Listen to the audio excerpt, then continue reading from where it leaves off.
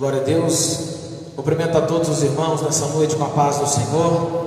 Estamos reunidos nessa noite para mais um culto de ensino da palavra de Deus, transmitindo a vocês aí de casa. Um grande abraço a todos vocês. Estamos com saudade dos irmãos, mas hoje temos uma palavra de Deus ao seu coração. Então, queria que você se colocasse de pé para nós iniciarmos com uma oração nessa noite. Vamos orar a Deus para darmos início a esse culto de ensino da palavra de Deus. Deus tem uma palavra ao seu coração. Você já pode ir compartilhando essa live para que possamos alcançar o maior número de pessoas possíveis, para ouvirem a palavra de Deus. Nosso Deus e nosso Pai, te agradecemos, Senhor, por esta noite, por estarmos reunidos em teu nome neste lugar, nesta casa chamada casa de oração. Transmitir essa live, Senhor, aleluia, aos irmãos que estão em casa, a todos, meu Senhor, que nos escuta. Senhor, que esta palavra venha falar a cada coração, que o Senhor venha, meu Senhor, nos usar como os teus instrumentos nessa noite. Pai, no nome de Jesus, faz tua vontade, faz teu querer, nesta noite nos usa conforme a tua vontade, Senhor, no nome de Jesus, amém? Quero convidar o diácono Osmanito, ele vai estar adorando a Deus com 2 hinos da harpa nessa noite. Cumprimento os irmãos com a paz do Senhor, amém? Glória a Deus, Estamos aqui e também para nós louvar o Senhor, os irmãos que estiverem em casa também, vamos louvar o hino número 17, amém? Glória a Deus. Todos em casa, aqui na igreja, que nós louvamos o Senhor junto, em espírito e em verdade, amém? Glória a Deus. Louvado seja o teu nome. Nas horas que passo pensando em Jesus, as trevas disfarço buscando a luz. Que hora de vida tão doces pra mim. Jesus me convida que eu suba pra si, da vida voando sem nenhum temor, acima buscando do véu o amor. Que doce ventura, que não nas alturas minha alma bendiz, do mar o bramido, da brisa ao lago, da ave o carpinho de doce amor. Me fala sentindo a corte do céu, me traz aos ouvidos os hinos de Deus. Minha alma ansiosa já quer percorrer a senda gloriosa que eu hei de ver. Que coisa tão bela, ó, que luz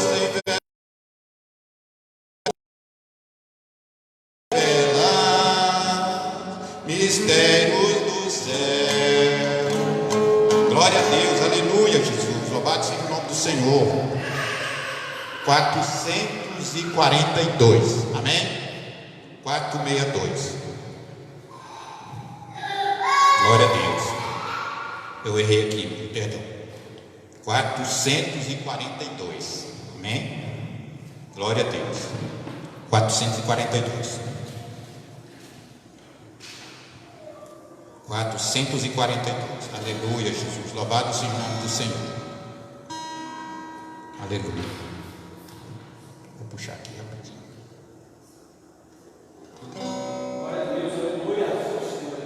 Glória a Deus, aleluia, louvado seja o nome do Senhor, aleluia, Jesus, glória a Deus, teu nome seja louvado para sempre.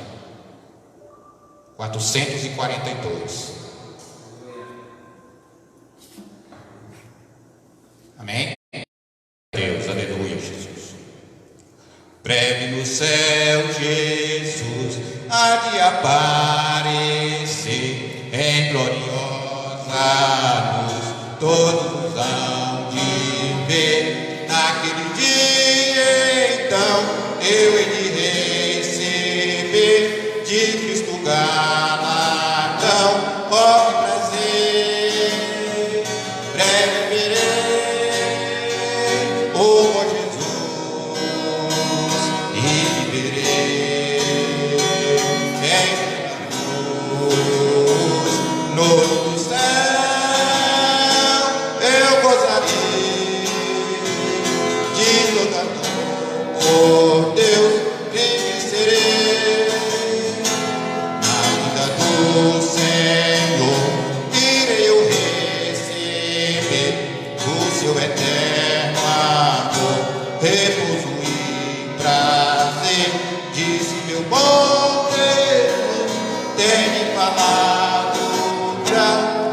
na celeste luz de teu Pai, breve verei o Cordeiro e viverei em plena luz, no lindo céu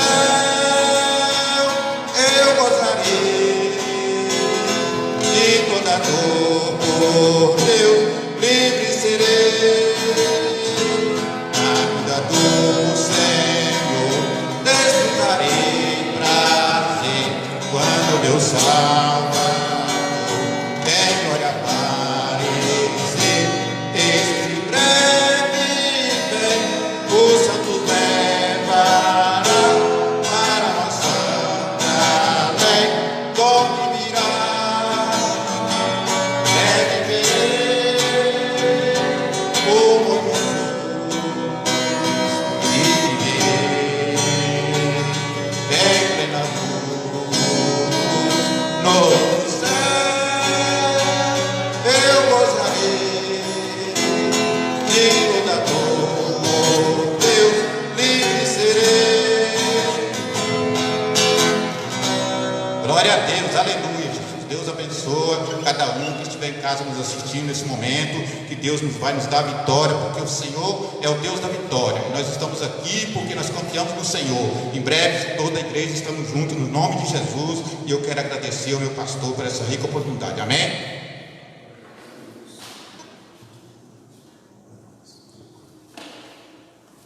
Aleluia, glória a Deus. Breve nós veremos o nosso Senhor e Salvador Jesus Cristo, amém? Eu queria te convidar a abrir a palavra de Deus aí em sua casa, livro de Números, capítulo de número 13, versículo 17 em diante. Nós vamos estar lendo a palavra de Deus e eu tenho certeza que Deus vai falar ao seu coração. Esse estudo que nós vamos trazer nessa noite é um estudo que nós na terça-feira passada iniciamos ele, só que nós não concluímos. Por quê? Porque nós tivemos um problema com a internet, né? O Facebook, eu acredito que teve muitas lives ao mesmo tempo e o servidor lá deu algum problema, porque a gente não conseguiu mais fazer a transmissão. Então o estudo foi muito bom, a gente estava indo muito bem, e eu queria trazer ele, relembrar algumas coisas que aqui nós vimos e poder concluir ele nesta noite, tá bom? Então você que estava online na terça-feira e acompanhou, nós vamos repetir um pouco o que nós vimos aqui para podermos, porque não vai adiantar se nós já falarmos, né, de onde paramos em diante, e você que está vendo pela primeira vez esse estudo não vai conseguir compreender o raciocínio, tá bom? Livro de Números, capítulo de número 13, nós vamos ler versículo 17 em diante. Eu quero ser grato a Deus por tudo quanto Deus tem feito a cada um de nós, sustentado e tem abençoado as nossas vidas. Então por isso nós estamos alegres. Deus abençoe você que nos acompanha, irmãos que congregam aqui, irmãos que estão distantes nos acompanhando. Deus em Cristo abençoe.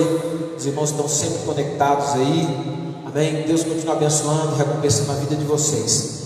Números capítulo 13, versículo 17 em diante, a palavra de Deus diz assim: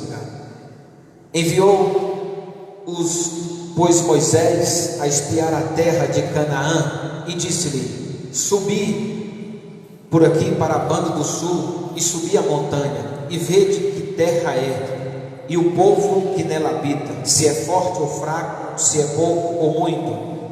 E qual é a terra em que habita, se boa ou má?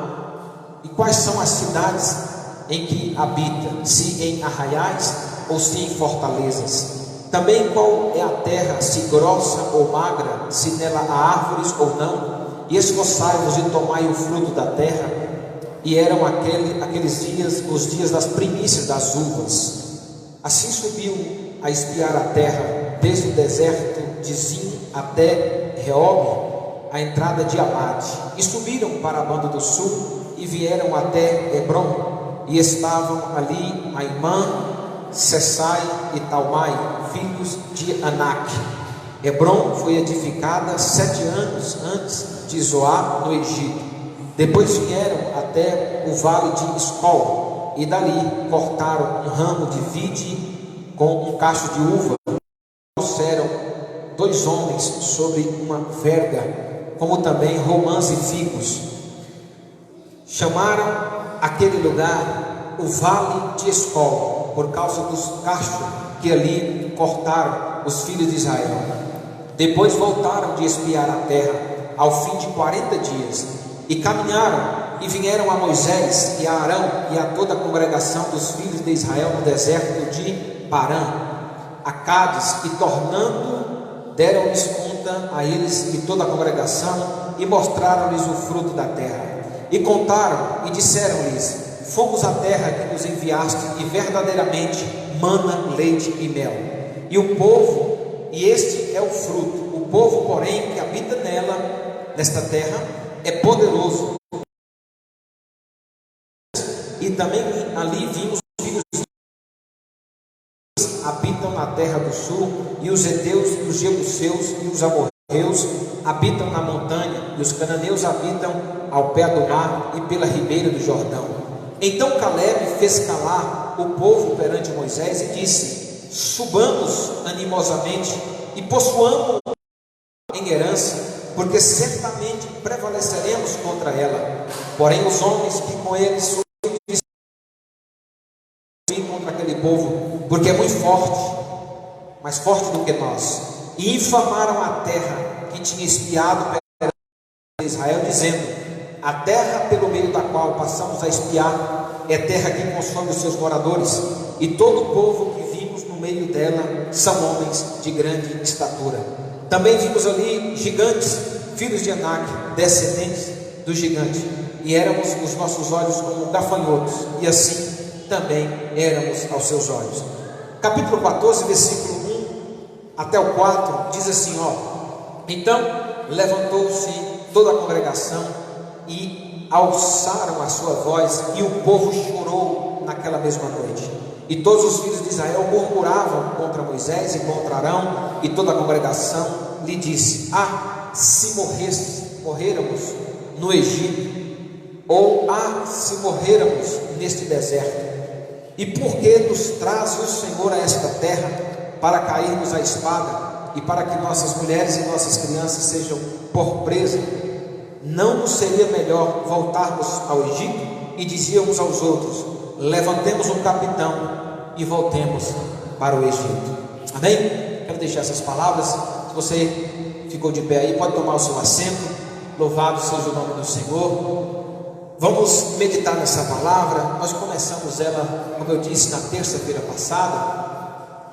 E meus irmãos, nós sabemos que Deus chama Moisés, um homem que foi treinado para suceder Faraó, um homem que tinha diversos conhecimentos, mas ele foi um homem escolhido. Deus o escolheu para uma grande obra. Deus chamou ele para um grande propósito. Qual era o propósito de Deus?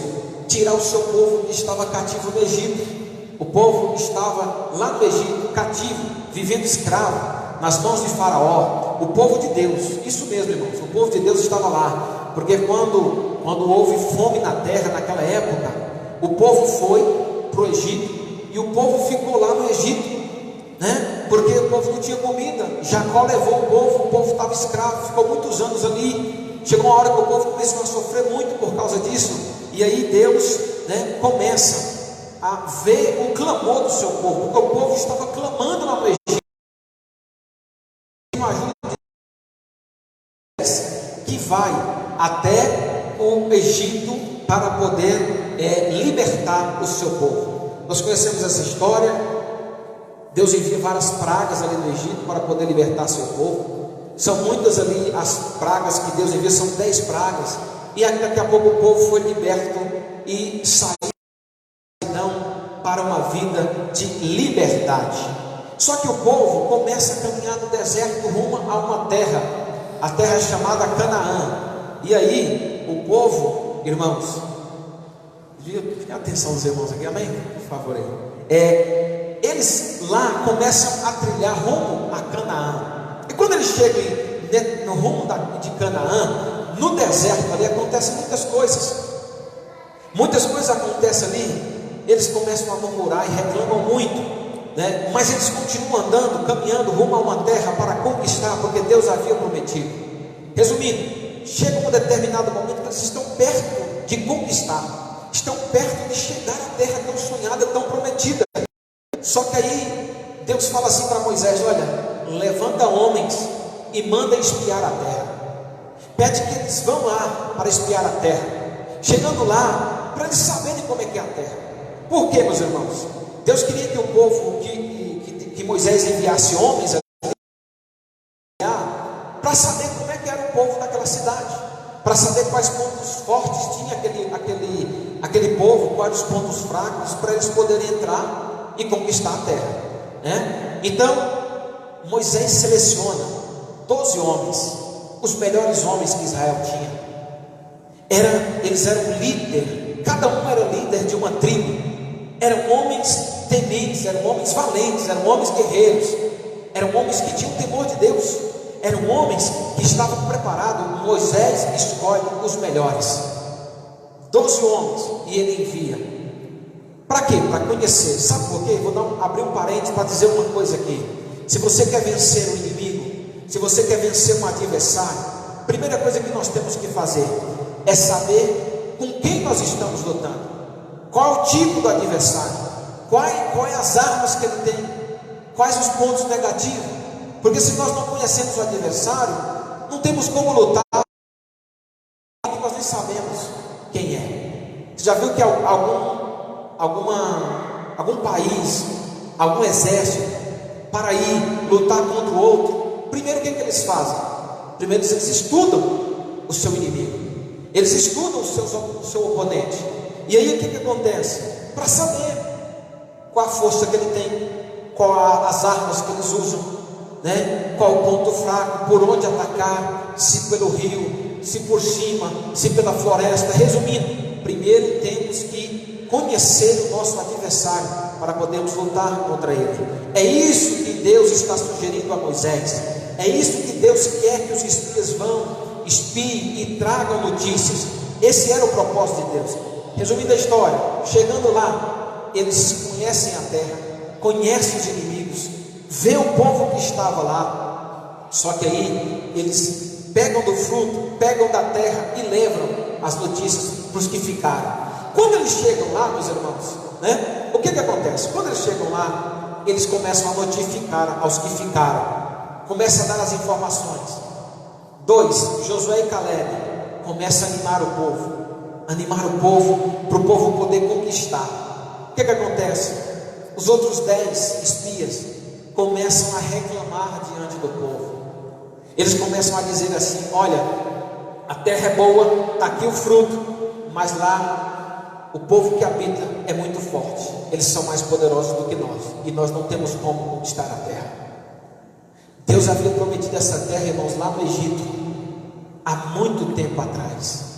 Eles estão perto de conquistar, mas quando chegam perto, que olham para a terra, que observam a terra, que pegam da terra, eles começam a murmurar quando retornam, dizendo que eles não iriam conseguir. O povo fica sem saber a quem acreditar, mas como os 10 eram mais do que os outros 2, os 10 venceram. Resumindo, os 10 conseguem infamar, diz a Bíblia, a terra diante daqueles que ficaram. E eles começam a murmurar, dizendo: por que nós estamos aqui? Por que Deus nos fez sair de onde nós estávamos do Egito? Por que Deus não nos deixou morrer lá mesmo, para morrermos agora nesse deserto ou lá nesta terra? Então eles murmuram. Resumindo, Deus não se agradou daquilo. Aqueles que murmuraram e falaram assim: nós não iremos. Aquele povo morreu ali no deserto, e só entrou naquela terra Josué e Caleb e todos os que nasceram daquela geração. Mas aqueles que ouviram, que viram da terra, que viram do fruto, eles ficaram e morreram lá mesmo no deserto. Resumindo, essa história, nós aprendemos muitas lições aqui nessa história. Se observarmos a história do povo de Deus, né? Se observarmos a trajetória toda que eles viveram no deserto, o que Deus fez, como Deus trabalhou, olhando para esses espias, nós vamos aprender muitas lições. E eu queria falar, são muitas, mas eu queria falar de pelo menos 8 lições para você nessa noite. Amém? Então, você que está em casa, vamos tirar algumas lições disso aqui. Primeira coisa que eu quero que você entenda é: Deus não abandonou o seu povo. Primeira lição, nós vamos ver, abra aí Números capítulo 23, versículo 21. Se você tem Bíblia em sua casa, se você tem no seu celular, não sei, você consegue alguma Bíblia aí, abra aí, Números 23, 21. Glorificado seja o nome do Senhor. A Bíblia diz assim: não vi iniquidade em Israel, nem contemplou maldade em Jacó. O Senhor, seu Deus, é com ele e nele, e entre eles se ouve um alarido de um rei. Olha, irmãos, não viu iniquidade em Israel, nem contemplou maldade em Jacó. O Senhor, seu Deus, é com ele e nele e entre eles. Então Deus estava no meio do seu povo, Deus estava entre o seu povo, Deus estava cuidando do seu povo, Deus estava abençoando o seu povo, Deus estava livrando o seu povo de todo. Então Deus nunca abandonou. A Bíblia diz aí também em Números 14, versículo 14, abre aí a palavra de Deus, Números 14, versículo 14, a Bíblia diz assim, e o dirão os moradores dessa terra, que ouviram que tu, ó Senhor, estás no meio desse povo, que de cara a cara, e que de cara a cara o Senhor lhes aparece, que a tua nuvem está sobre eles, e que vais adiante deles em uma coluna de nuvem de dia e uma coluna de fogo de noite. Olha, irmãos, que tremendo, como Deus cuidava do seu povo. A palavra de Deus diz aqui: e dirão os moradores dessa terra. Todos têm que dizer isso, todos contemplaram isso, que ouviram que tu, ó Senhor, estás no meio do seu povo, e que cara a cara o Senhor lhes aparece. Deus é Deus presente, Deus é Deus que está no nosso meio. Eu quero te chamar para um propósito nessa noite. Eu queria te convidar a contemplar a beleza de Deus no meio, aleluia, da sua vida, da sua parentela, da sua família, da sua casa. Eu queria que você contemplasse a mão de Deus sobre a sua vida. Eu queria que você contemplasse a mão de Deus agindo em seu favor. Eu queria que você tivesse o conhecimento, olhasse para a sua vida. Se não fosse a mão de Deus, o que seria de você, o que seria de mim, o que seria de nós? Se não fosse cuidar de Deus, se não fosse Deus cuidando de nós, se não fosse Deus com a mão dele estendida sobre nós, o que seria de mim e de você? Ele diz aqui na palavra: Deus está no meio do seu povo, e ele falava cara a cara. Deus falava com o povo através de Moisés, Deus falava com Moisés no monte, Deus se revelava a Moisés, Moisés revelava-se ao povo, irmãos. Então Deus estava no meio do seu povo, cara a cara, o Senhor lhes aparece. E Deus tinha um sinal, Deus tinha uma demonstração de que estava com o seu povo. Qual era, pastor, a demonstração? A Bíblia diz assim, o Senhor lhes aparece, que a nuvem, versículo 14 ainda, que a nuvem está sobre eles, e que vais adiante deles em uma coluna de nuvem de dia e uma coluna de fogo de noite. Havia uma nuvem naquele deserto, e a nuvem de Deus, ela era da seguinte maneira: era uma nuvem de dia que os protegia do sol, livrava eles de todo o calor do deserto, e de noite era uma coluna de fogo que conduzia o povo, que clareava o povo, que iluminava o povo. E a Bíblia diz que quando aquela nuvem andava, o povo começava a andar, era sinal que Deus estava ordenando para o povo caminhar. Quando a nuvem parava, o povo também parava. Era um sinal, era a presença de Deus, era a demonstração do cuidado de Deus. Você consegue olhar para a sua vida, você consegue olhar para a sua família, você consegue olhar para essa adversidade em meio a tantas tribulações, desafios da nossa vida. Você consegue ver a mão de Deus? Você consegue ver uma nuvem aí de Deus sobre a sua vida, tendo o cuidado de Deus sobre a sua vida. Você consegue imaginar e ver isso? Louvado seja o nome do Senhor. 14:42, a Bíblia diz assim: a presença do Senhor, aleluia, com eles era o sinal de vitória, mas a ausência era o sinal de derrota. Diz assim, ó: não subais, pois o Senhor não está no meio de vocês, para que vocês não sejam feridos diante dos vossos inimigos. Deus ainda orientava, 14:42, olha, não subam a essa batalha, não vão a esta peleja. Por quê? Porque Deus não está no meio de vocês, Deus não está dando ordem para vocês. Então não era para eles irem. Então isso Deus fez para demonstrar ao seu povo. O cuidado de Deus para com eles, meus queridos, era de dia e de noite. Sabe por quê? Deus cuida nos mínimos detalhes. Deus cuida de mim e de você nas pequenas coisas. Tem gente que só consegue ver a ação de Deus nas grandes coisas. Sabia? Tem que ver um carro em sua frente, um milagre, uma casa, aí sim foi Deus quem fez. Não, mas Deus está operando em pequenas coisas. Às vezes, sei lá, um arroz que falta em sua casa, alguém bate na sua porta e diz assim: Deus me mandou trazer aqui essa cesta, esse arroz, para te sustentar, para te trazer esse alimento nesse dia. Pequenas coisas, pequenos detalhes, mas ali está a mão de Deus, ali está o cuidado de Deus sobre as nossas vidas. Então abre o teu coração, contemple a bondade de Deus sobre a sua vida, contemple a mão de Deus agindo em seu favor. Deus não abandonou você, Deus não abandonou o seu povo. Essa é a primeira lição. A segunda lição, pastor, qual é? Existe uma diferença entre os que confiam e os que não confiam em Deus. Pode observar. Aqueles que confiam em Deus, eles são diferentes. Aqueles que não confiam em Deus, tem uma diferença. Irmãos, deixa eu falar algo para vocês. Não existe ninguém melhor do que o outro. Não tem. Somos iguais. Todos nós somos iguais. Existem diferenças. Você quer ver? Malaquias. Abra aí a sua Bíblia em Malaquias, último livro do Antigo Testamento, perto do Evangelho de Jesus Cristo, segundo escreveu Mateus. Antes de Mateus, Mateus inicia o Novo Testamento. Malaquias é o último livro do Novo Testamento. Diz assim, quer ver? Malaquias, a Bíblia fala de uma diferença. Deixa eu abrir aqui na minha Bíblia para nós lermos juntos. Isso aqui eu não anotei.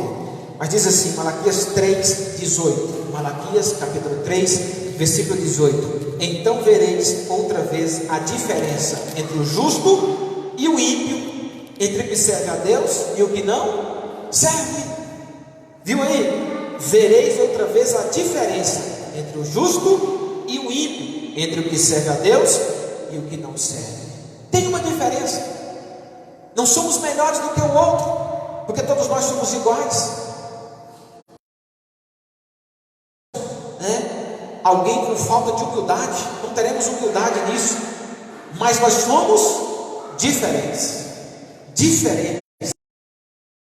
Há uma diferença entre os que acreditam e os que confiam em Deus, porque quando esses homens vão observar a terra, espiar a terra, 2 acreditam que Deus poderia dar a terra a eles, mas tem 10 que não acreditam. 10 não acreditam, 2 acreditam, 10 não acreditam. Eu queria dizer algo para vocês assim, olha, muitos dizem que confiam em Deus. Eu falei isso aqui na terça-feira passada. Muitos dizem que confiam em Deus, mas quando as coisas apertam, quando a situação ela fica difícil, sabe o que acontece? Muitos não acreditam. É nos momentos difíceis que Deus prova a nossa fé. É no momento da adversidade que Deus vai provar a sua fé. Então, no dia da adversidade, no dia mau, em nome de Jesus Cristo, continue sendo crente, continue sendo fiel, continue servindo a Deus, continue buscando. Quando vem a luta, não desista, não pare, não duvide de Deus. Você tem que acreditar. Esses homens estão servindo, estão caminhando, estão em busca da terra, mas quando eles chegam, vem a terra, pega do fruto, contempla o fruto, contempla tudo. Sabe o que acontece? Eles começam a duvidar, porque viram gigantes lá. Muitos dizem que confiam. Lembra de Pedro? Pedro disse assim: Senhor, eu não vou te negar. E Jesus disse assim: Pedro, antes que o galo cante, 3 vezes tu me negarás. E o que Pedro disse? Pedro disse assim: Senhor, eu jamais te negarei. Pedro está confiando nele, Pedro está acreditando, Pedro está achando que ele, não, eu não vou jamais negar o Senhor. Existe uma diferença, porque quando Pedro chega lá, acompanha Jesus na crucificação, o povo aperta Pedro. Quando aperta ele e diz: você é um deles, ele diz: eu não sou. Não, você é. Não, eu não sou. Ele nega Jesus. 3 vezes ele negou, depois o galo cantou, né? Então, no momento de apertar a fé, a situação for difícil, não negue o Senhor, confie no Senhor, continue acreditando. Esses 10 homens não acreditam na promessa de Deus. Deus que fez uma promessa, ou Deus tem uma promessa para a sua vida, mas se você não acreditar, se você não confiar no Senhor, esta promessa não vai se cumprir, porque havia uma promessa, era para aquele povo, mas eles não acreditam, e eles morreram ali, sem receber a sua vitória, né? Os que confiam em Deus, existe uma diferença, sabe por quê? Eu coloquei 3 pontos aqui, vamos ver a diferença, pelo menos 3 pontos. Os que confiam em Deus têm diferença no olhar, nas atitudes e nas conquistas. No olhar, nas atitudes e nas conquistas. Porque aqueles irmãos que confiam em Deus, ele chega na batalha, ele chega diante da luta, e ele tem uma visão diferente. A diferença no olhar. Como olhar para as situações? Como é que você tem olhado para o seu problema? Você tem olhado para ele e tem contemplado e achado que ele é maior do que você? Ele é maior do que o seu Deus? Como você tem olhado? A maneira como você olha para a situação, né? Até postei um dia desse, determinará a sua ação. Então nós temos que cuidar da nossa visão. Temos que pedir a Deus visão espiritual, visão das coisas de Deus, e ver de maneira adversa. Nós temos que olhar com visão de águia. Nós temos que olhar falando assim: esse problema não é maior do que o meu Deus. Os gigantes, eles são maiores do que nós. Nós não somos capazes de vencê-lo. E eles não. Eu falei aqui terça-feira passada. Ele foi simplesmente levar alimento para os seus irmãos. Davi não foi lutar. Davi não sabia que lá tinha um gigante chamado Golias oprimindo o povo de Deus. Não, Davi não esperava isso. Davi não foi para isso. Mas quando ele chega lá, ele vê isso. Ele vê um gigante, né? Ele vê um homem afrontando o exército de Deus. O exército de Deus atrás de um monte com medo. Saul, que era o rei, escondido com medo de Golias. Davi chega na batalha, olha a visão daquele que confia em Deus. Ele diz assim: quem esse circunciso filisteu pensa que é para afrontar o exército de Deus vivo? Quem ele pensa que é? Olha a diferença, meus irmãos. Olha a diferença, meus irmãos. Você está vendo? Tem uma multidão olhando, a maioria. Cuidado com a maioria. Cuidado com a maioria, tá? Olha só, tem uma multidão olhando e com medo de Golias. Mas chega um jovem com visão de Deus e ele olha e vê diferente. Você está entendendo? A maioria, nós temos que tomar cuidado, porque aqui o que era? Era uma maioria, eram os 10. E todo mundo fala: é mais fácil acreditar em 10 do que acreditar em 2. Você está entendendo? Cuidado com a maioria. Então, há uma diferença no olhar, há uma diferença nas atitudes, porque se você olhou e viu que ele é apenas um incircunciso filisteu, e ele não é maior do que o exército de Deus vivo, então o que você faz? Você toma a atitude de lutar, você toma a atitude de ir, você entende? Atitudes diferentes, porque você olhou diferente para a situação. E sabe o que vai acontecer? Outra diferença, nas conquistas. Você vai conquistar, porque você olhou diferente, você teve atitudes diferentes, e você vai conquistar, porque você confia em Deus. Há diferenças em tudo isso aí. Então, terceira lição, olha só para isso aqui: selecione bons conselhos, selecione pessoas, irmãos. Eu falei agora há pouco, cuidado com a maioria. Selecione as pessoas certas para você ouvir conselhos, porque eles estão vindo. Está todo mundo esperando boas notícias. Josué e Caleb se animam, quer animar o povo. Eles seriam capazes, claro, porque Deus havia prometido. Mas tem 10 dizendo: nós não vamos conseguir, se vocês quiserem vocês vão, nós não vamos. Nós vamos parar aqui, chega, já deu, nós não somos capazes. Quem você vai dar ouvido? Nem sempre a maioria tem razão, né? Cuidado com aquele que chega para você, que não tem projeto, que não tem propósito, que não conseguiu na vida, e chega para você dizendo assim: ah, mas isso é muito grande, você está sonhando muito alto, ah, não, você não é capaz.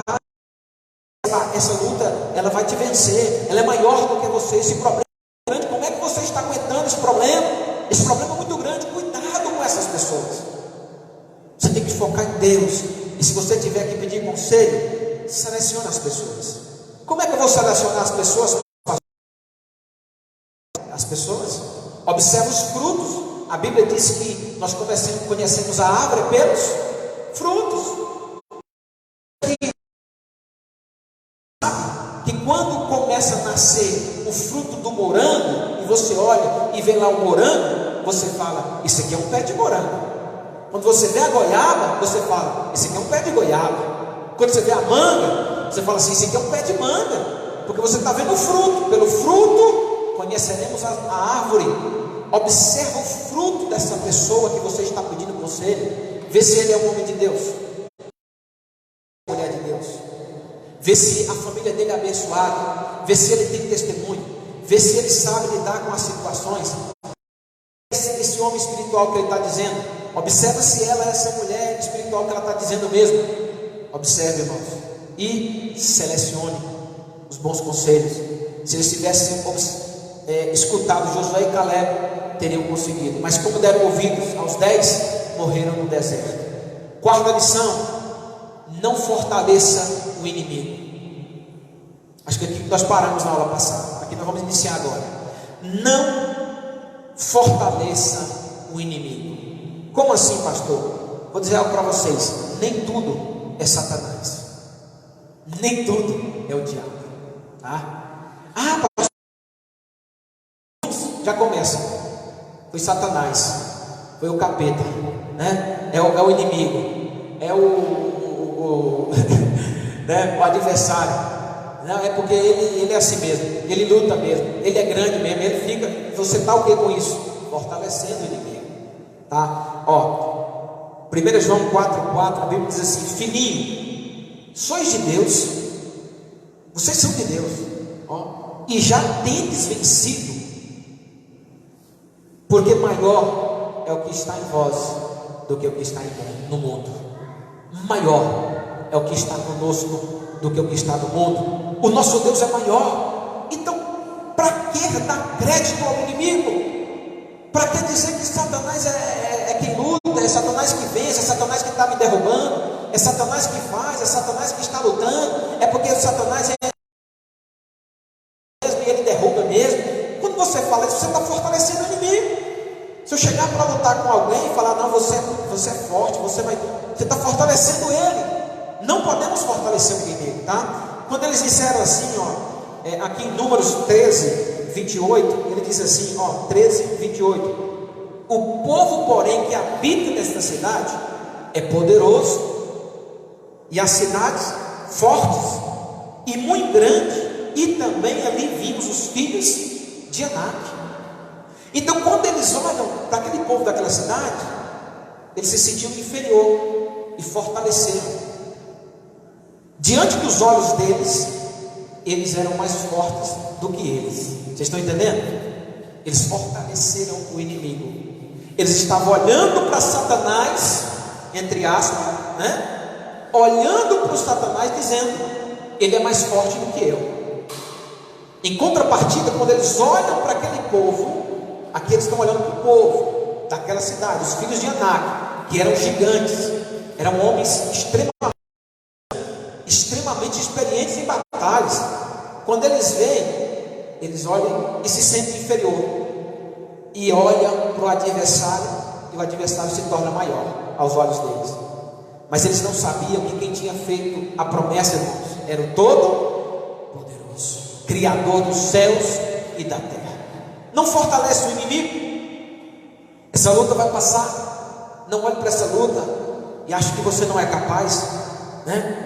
Versículo 32 do capítulo 13: e infamaram a terra que tinham espiado perante os filhos de Israel, dizendo: a terra pelo meio da qual passamos a espiar é terra que consome os seus moradores, e todo o povo que vimos no meio dela são homens de grande estatura. Fortaleceram o inimigo, eles são muito grandes. Então, guarde essa lição: nunca fortaleça o inimigo. Olhe para você, se alimente, irmãos, de boas palavras. Se alimente de boas palavras. Olhe para você e fala assim, como Paulo disse: eu posso todas as coisas naquele que me fortalece. De mim mesmo eu não posso, mas eu posso todas as coisas nele, porque ele me fortalece. Se alimente de boas palavras. Não se alimente das palavras contrárias, das palavras que o inimigo lança. Quinta lição: não podemos acreditar nos que não confiam em Deus. Não podemos acreditar naqueles que já desistiram. Está um pouco ligado aos bons conselhos. Na lição do número 3, que eu falei, seleciona os bons conselhos. Mas é diferente, porque lá é selecionar bons conselhos. Aqui é você não acreditar naqueles que não confiam em Deus, tá?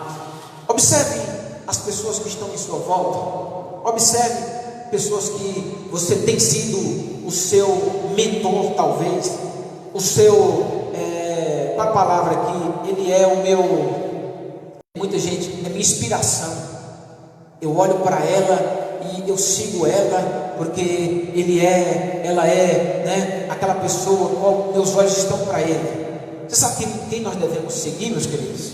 Sabe quem nós devemos depositar nossa confiança? É em Deus. Sabe por quê?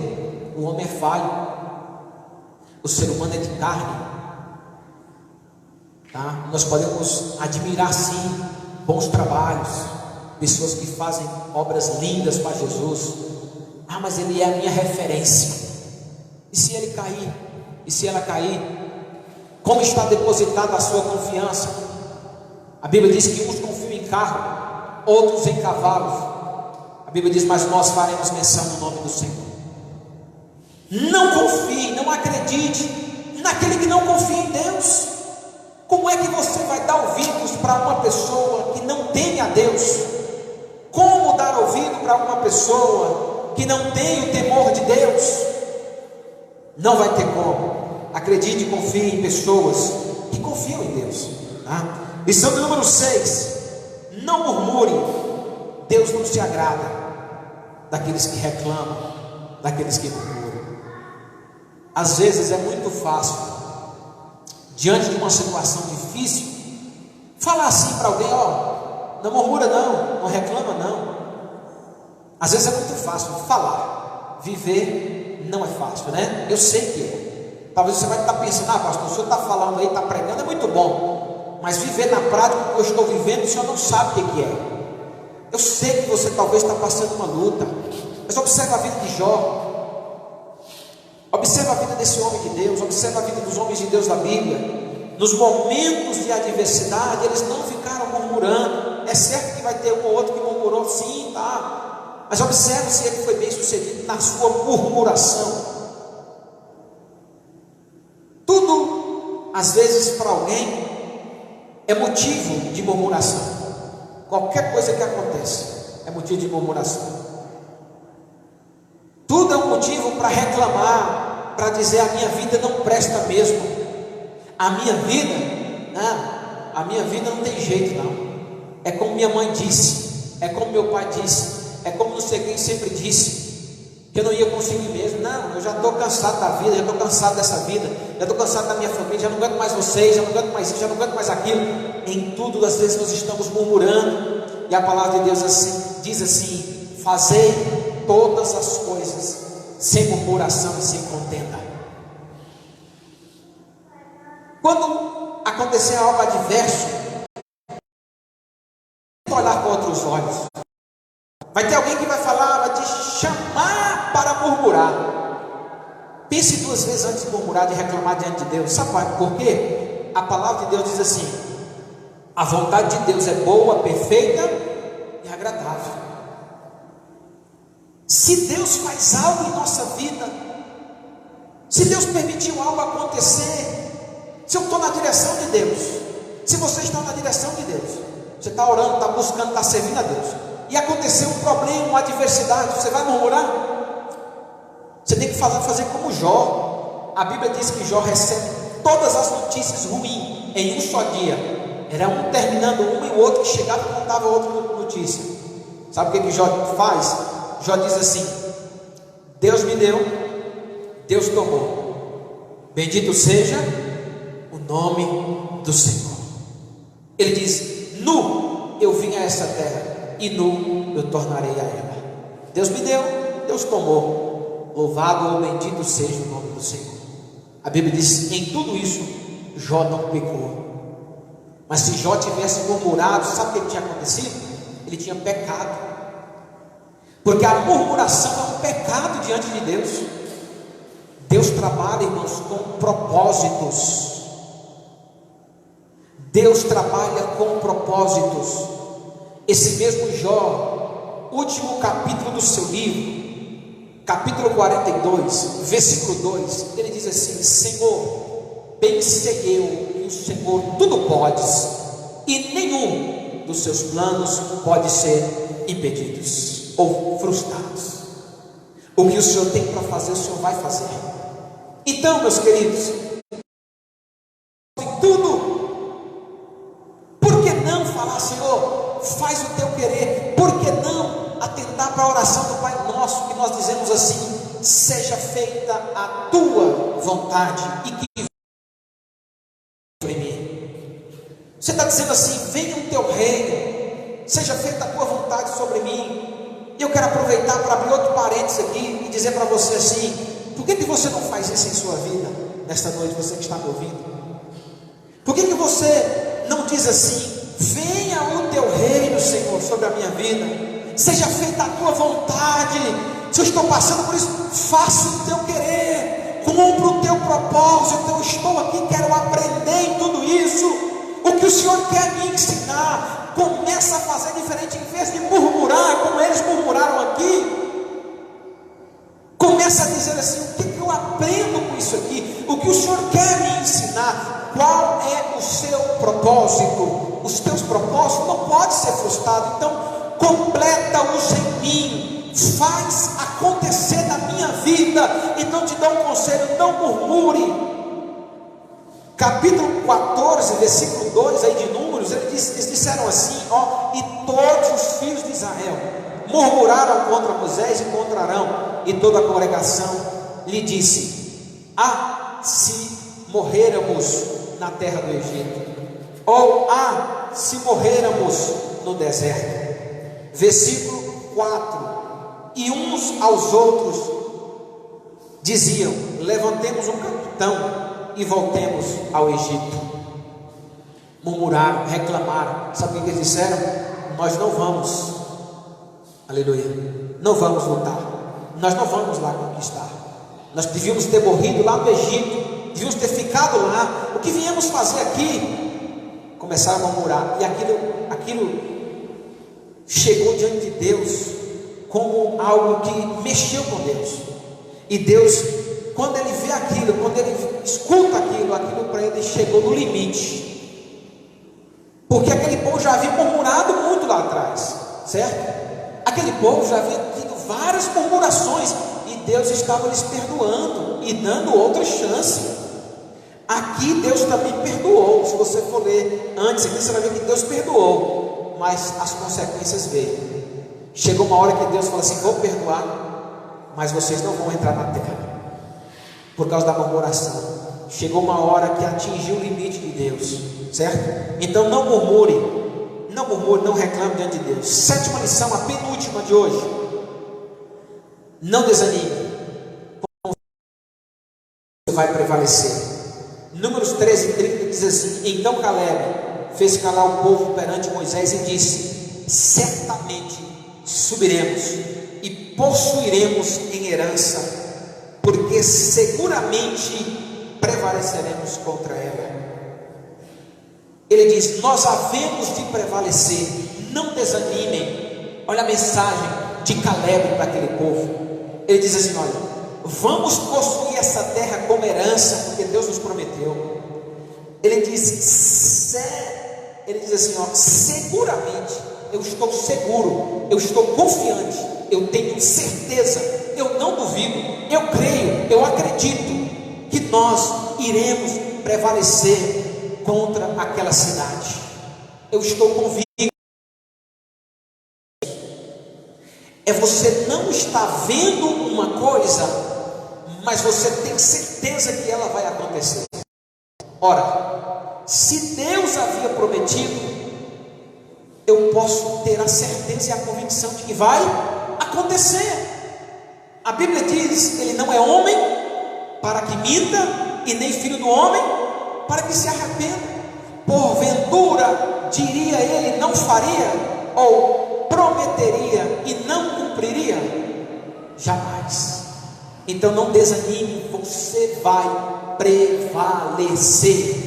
Essa tempestade vai passar, você vai prevalecer, o nome de Deus vai ser glorificado. Esta luta que nós estamos enfrentando sobre o Brasil, sobre o mundo, sobre esta cidade, em nome de Jesus nós iremos prevalecer. Aleluia, nós iremos, aleluia, passar por cima dessa adversidade, e nós chegaremos do outro lado e cantaremos o hino da vitória. Se você crê, dê glória para Jesus nessa noite. Aleluia. Oitava lição nessa noite, que nós encerraremos aqui. Eu quero te dizer: se você acredita que você vai prevalecer, então persevere, seja perseverante. É a última lição. Se você acredita que você vai vencer, se você aceitou o desafio, se você acredita em Deus, se você acredita que você vai conquistar essa cidade, se você acredita que você vai conseguir esse projeto, se você tem um sonho e você acredita que Deus vai fazer realizar em sua vida, eu quero te convidar a perseverar. Só vence na vida, queridos, quem persevera. Só vence na vida aqueles que têm perseverança. Observa uma guerra, observa uma batalha, observa aquele que venceu.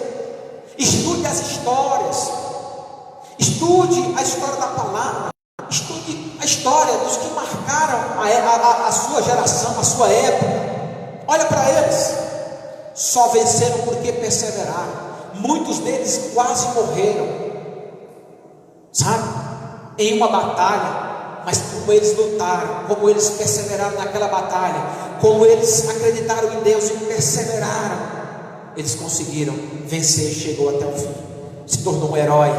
Você está entendendo? Se nós queremos, irmãos, aleluia, conquistar, nós temos que determinar que nós iremos prevalecer, mas nós temos que manter a perseverança.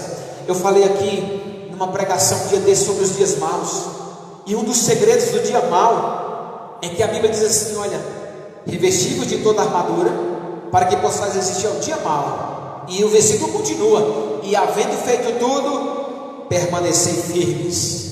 Depois da batalha, continue perseverando. Depois de um momento de luta, continue perseverando. O segredo está na nossa perseverança. Eles estavam perto, mas em vez de perseverar, o que eles fizeram?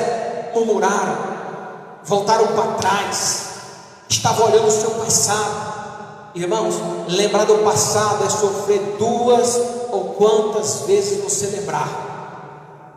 Olhar para o passado, ficar vivendo de passado, é sofrer todas as vezes que eu lembro, tá? O passado vai servir de experiência para não errar mais, ou para observar os acertos e continuar acertando, nos aperfeiçoando. Mas nós devemos prevalecer, nós devemos perseverar, aliás, devemos manter uma postura de sermos perseverantes. Eu queria te convidar, sabe o quê? A manter uma postura fiel e ir até o fim, sabe? Vai vir luta, vai vir diversidade, mas permanece. Se você falou que vai orar, tal hora, continue orando. Se você fez um devocional diante de Deus, cumpra ele. Se você fez um propósito de jejum, vá até o fim, né? Tem horas que você faz um jejum, decide que vai fazer um propósito, aí tu vai na casa daquela amiga ou daquele amigo. Quando você chega lá, né, tem aquele banquete te esperando, aquele café da manhã recheado. Você olha assim e fala: Jesus, lá em casa nunca teve um café desse. Sabe o que é? É uma tentação na sua frente, a provação, para você falar assim: Jesus, fica de lado aí, eu vou mergulhar nesse mistério. E sabe o que acontece? Se você não tomar cuidado, o que você faz? Você não persevera no propósito. Da mesma forma é a nossa vida. Mas, irmãos, entra no mistério, perde, deixa o jejum e entra lá e sai do propósito. Nossa vida também não é diferente. É mais ou menos assim. Nós estamos caminhando para conquistar a terra, conquistar o propósito.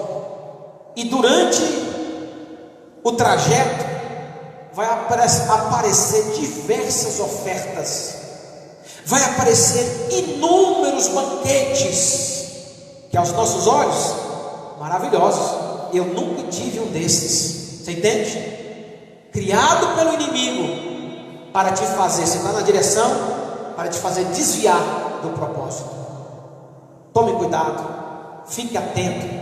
Persevere naquilo que você determinou. Persevere naquilo que você fez diante de Deus, nesse propósito que você fez.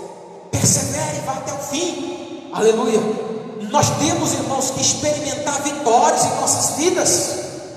Muitas pessoas não sabem até o fim. Sabe por que ele não sabe? Porque ele não persevera. Ele começa até bem, começa até conquistando algumas coisas, mas ele não sabe o que é o gosto de chegar do outro lado, chegar até o fim e falar assim: eu cheguei, subir, irmãos, no pódio mesmo, conseguiu, se foi em primeiro lugar. Ele não sabe às vezes o que é chegar em primeiro lugar lá e subir e falar assim: eu estou aqui em primeiro lugar, porque eu fui até o fim da corrida, eu perseverei. Entendendo? O segredo de Paulo era perseverança e constância. Então, não adianta você começar a sua história muito bem, cheia de aplausos, uma vida extraordinária, e no decorrer você parar da caminhada, não vai adiantar. Ainda que você não comece tão bem, mas se você começar e ter constância e perseverança, você vai chegar até o fim. Amém? Então, persevere. Aleluia. É a mensagem que eu quero deixar no teu coração. Essas lições devem estar nos nossos corações. Eu vou repeti-la de novo, para que você, porventura, se perdeu e você queira anotar, você venha anotar, gravar em seu coração mais do que no papel. Aleluia, praticar. Primeira lição: Deus não abandonou o seu povo. Segunda lição: existe uma diferença entre os que confiam e os que não confiam em Deus. Terceira lição: selecione bons conselhos. Aleluia. Quarta lição: não podemos, ou seja, não fortaleça o inimigo. Quinta lição: não podemos acreditar nos que não confiam em Deus.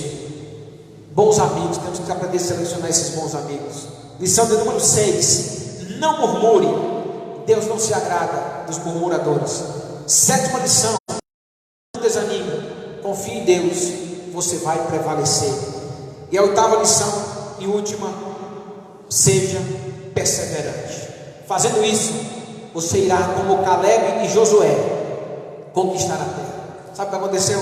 Josué e Caleb entraram lá em Jericó, junto com a geração que surgiu, desses que morreram, surgiu uma nova geração.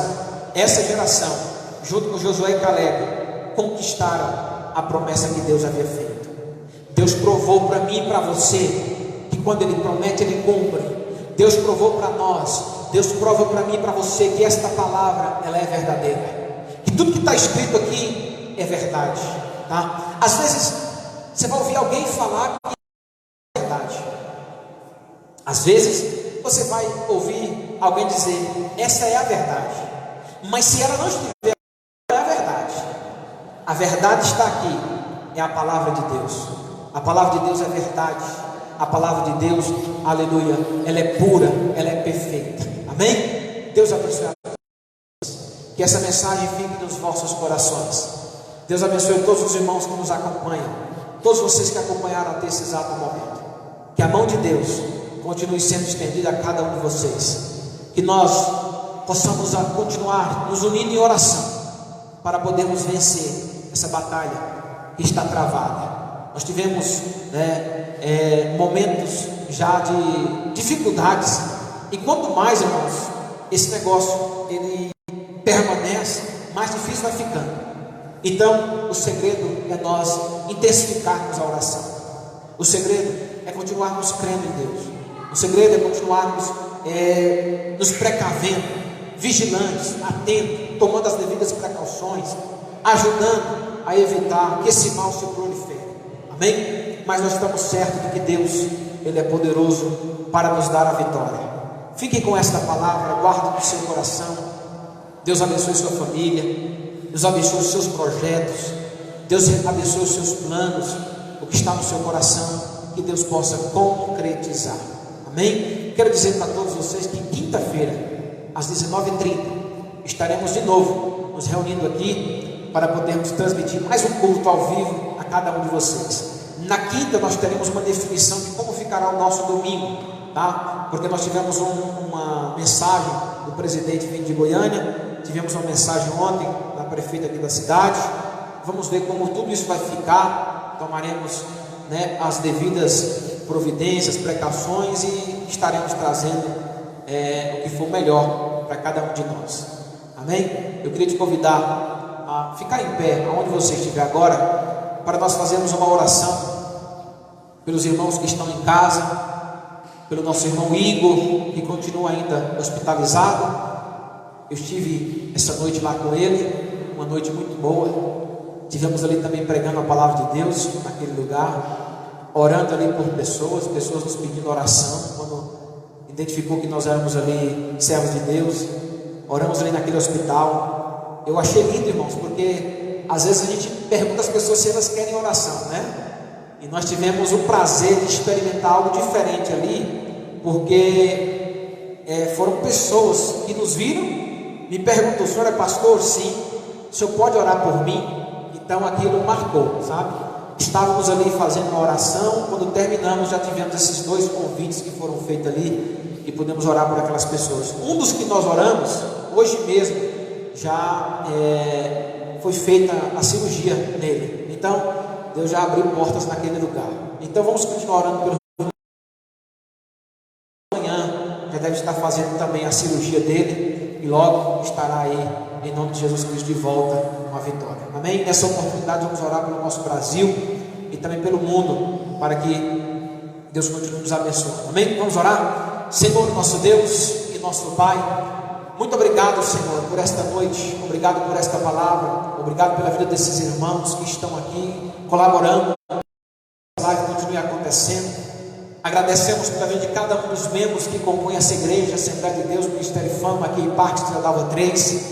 Todos os irmãos que estão intercedendo por esse projeto, pedindo sobre as casas, sobre cada um, Senhor, em nome de Jesus, que a mão do Senhor continue sendo estendida, que o Senhor venha suprir necessidades hoje, aleluia, neste lugar, aleluia, na vida desses que estão nos ouvindo. Supre as necessidades, ó Pai, abençoe em nome de Jesus, livra, Senhor, em nome de Jesus Cristo, do teu povo. Guarde o nosso Brasil, cada estado do Brasil, cada família, guarde desse mal, guarde a nossa parentela, guarde a nossa família, guarde nossos amigos, guarde aqueles que estão nos acompanhando por essas lives, guarde aqueles, meu Senhor, que estão crendo no Senhor. Guarde, meu Senhor, em nome de Jesus, desse mal. Livra, Senhor, cure aquele que de repente já está suspeito, aquele que de repente foi acometido dessa enfermidade. Que o Senhor venha curar, meu Senhor, em nome de Jesus, para a glória do teu santo nome. Nessa oportunidade apresentamos o Igor, que está ali naquele hospital. Senhor, pedimos ao Senhor que, meu Deus, abençoe, e que esse projeto amanhã venha se concretizar, que essa cirurgia amanhã venha ser feita, o nome do Senhor seja glorificado na vida do teu filho. Eu sei que tudo que tem acontecido acontecido, o Senhor tem um propósito. Tudo que está acontecendo na vida do Igor é um propósito do Senhor. Nós assim conversamos ali e temos entendido isso, que a mão do Senhor, aleluia, está sendo estendida sobre a vida dele, e o Senhor está trabalhando. Cure ele, fortaleça sua esposa, fortalece todos que estão naquela sala com ele. Meu Deus, cure todos que estão naquela sala. Meu Deus, todos que estão naqueles hospitais, naquele hospital, nos hospitais nesta noite. Cuide, meu Senhor, daqueles que estão trabalhando, meu Senhor, incansavelmente, pelas vidas que estão hospitalizadas em todos os hospitais, os trabalhadores da saúde. Meu Deus, proteja eles do mal, dessa virose, da enfermidade. Guarda os teus filhos, meu Senhor, nesta noite, pois tem trabalhado em prol do ser humano, do próximo. Em nome de Jesus Cristo, teu Filho amado, visita mais uma vez aquele hospital, porque ali nós presenciamos muitas pessoas naqueles corredores, meu Senhor, acamados, aleluia. Mas o Senhor é poderoso para curar enfermidades. O Senhor é poderoso, meu Deus, para trazer vida, em nome de Jesus, aonde não tem. Meu Deus, trabalhe em prol do nosso Brasil, em prol da cidade de Lusiânia, do estado da Bahia, de todos os estados, meu Senhor, aleluia, que compõe, meu Deus, essa comarca brasileira. Mais uma vez eu peço a tua bênção sobre todos, Senhor, sobre os nossos governantes, meu Senhor, para que possam tomar medidas, meu Senhor, sábias, medidas, meu Deus, que não comprometam, Senhor, aleluia, meu Deus, o cidadão, que não comprometa, Senhor, o estado econômico do país. Pai, no nome de Jesus, deixe tratar cada um de nós, nos ajude nesse momento de grande dificuldade, e o teu nome há de ser glorificado. Pai, nós oramos e pedimos em nome de Jesus. Meus queridos, mais uma vez, receba essa oração e esta palavra, e que Deus nos abençoe. Amém? Faça assim com as suas mãos, em posição de receber, que eu quero dar as bênçãos apostólicas.